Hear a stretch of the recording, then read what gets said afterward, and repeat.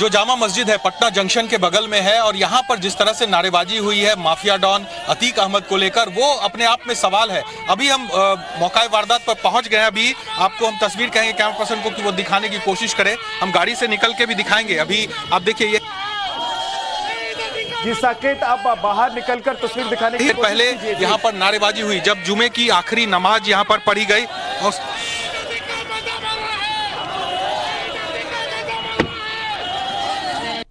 देखिए बिल्कुल यही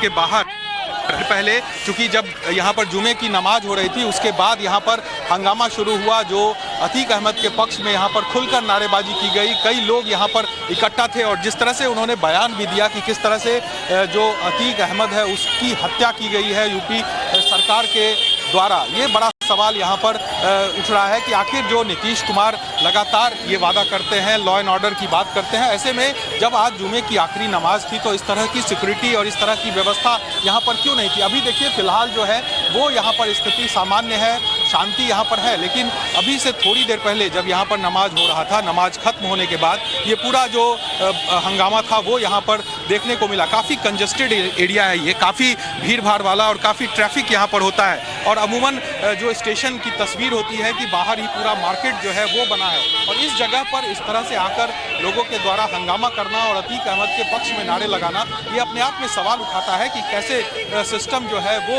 यहाँ पर चलाया जा रहा है और क्या नीतीश कुमार इन चीज़ों से ये समझ नहीं पाए थे कि आज जिस तरह से जुमे की आखिरी नमाज होनी है और जिस तरह के हालात है, ऐसे में उनको उस तरह से पुख्ता इंतजाम यहाँ सुरक्षा व्यवस्था की करनी चाहिए थी, लेकिन ऐसी स्थिति नहीं दिखी। और जो सड़क पर जिस तरह से नारेबाजी हुई ये बताने के लिए काफ़ी है कि किस तरह से उसके पक्ष में, अतीक अहमद के पक्ष में नारेबाजी हुई और यहाँ तक कह दिया गया कि यूपी सरकार ने टारगेट करके लोगों की हत्या करवाई। क्योंकि आप उस जगह पर इस वक्त पहुंच गए जहां पर ये नारेबाजी हुई है, वहां कोई आपको पुलिस कर्मी दिखाई दे रहे हैं या ऐसा आपको दिख रहा है कि इस हंगामे के बाद, नारेबाजी के बाद भी वहां का प्रशासन जागा हो, बिहार सरकार नींद से उठी हो?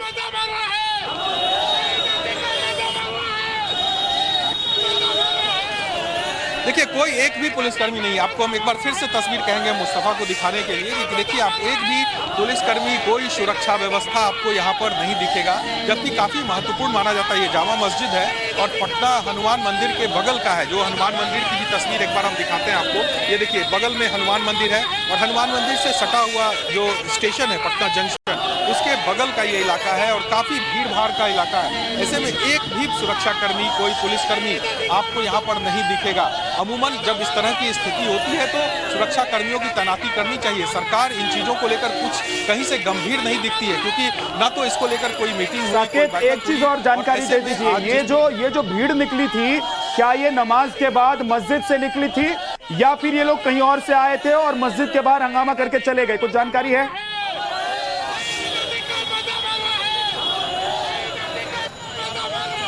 देखिए अभी तक जो जानकारी मिल रही है कि नमाज खत्म होने के बाद जो लोग निकले थे उसके बाद ये नारेबाजी हुई। अब ये कौन लोग थे, इन लोगों को आइडेंटिफाई करना बड़ी चुनौती है। अब सरकार इसे किस तरह से देख रही है, प्रशासन इसे किस तरह से आइडेंटिफाई करती है, ये देखना होगा। लेकिन जो जानकारी मिल रही है कि यहाँ पर जब भीड़ मस्जिद में नमाज खत्म हुआ और उसके बाद जब भीड़ यहाँ पर निकली है उसके बाद ये पूरी नारेबाजी हुई है और ऐसे में अब उन लोगों को आइडेंटिफाई करना कि ऐसे कौन लोग थे, ये बड़ा सवाल है। यहाँ पर कुछ दुकानदार हैं, हम उनसे बात करते हैं। आप लोग यही सुबह से तो है सर, यहाँ पे कुछ नारेबाजी भी हुई थी? ऐसा तो नहीं, थोड़ी देर पहले नारेबाजी यहाँ हो रही। नहीं, कोई नहीं बोलेगा। दरअसल लोग डरते हैं कि अगर वो कुछ बोलेंगे तो पुलिस प्रशासन वहां आकर, और अगर सरकार ही ढिलाई दे रही है, प्रशासन को ही इस बात का कोई इल्म नहीं है कि इस तरह की नारेबाजी या नारेबाजी करने वाले लोगों को पकड़ा जाए, तो फिर बाकी लोग नहीं चाहेंगे कि मुंह फंस जाएं किसी तरह की बात।